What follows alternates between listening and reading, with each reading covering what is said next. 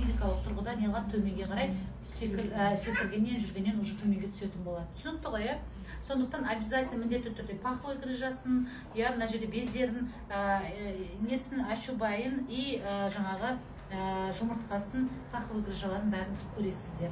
Тексеру керек, оны қорқудың ешкене қажеті жоқ, бәріңіз қараңыздар. Осы кейбір балалардың ачубайлары мүлдем неғылмайды, ашылмаған. Ол ертең не алып кетті, фимозға алып кетіп жатады. Фимоз дегеніміз ол жиналып қалады, тұзы ненің барлығы. Ісіп кетеді, оны хирург барып бірден тазалап береді. Если дұрыс болмаса, ол келесі жауып ашып жуылмасаңыз, ол тағы жауып қалады. Осы оны сразу не қылады, мұсылман қылып сүндетке отырғызады. Түсінікті ғой. Ол бала деген сөз, не деген сөз, уже дайын деген сөз ол. А так бесін жеті ол. Қолмен кесіп бер? Да, манка лазермен болды, ананка обычный. Біздің вообще-то бұрынғы заманда қалай кескен? Ромашкалық кескен ғой, әртүрлі былай. Так и было, сделали, по-моему. Мынаны кәдімгі бұдыр-бұдыр екен, күшті екен. Күшті екен.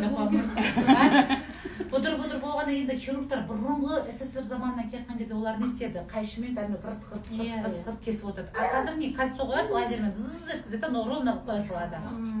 Вообще-то біздің қазақтар айтады, ромашка істеген жақсы дейді. Олар білген ғой, неше түрлі ромашка, оны бар.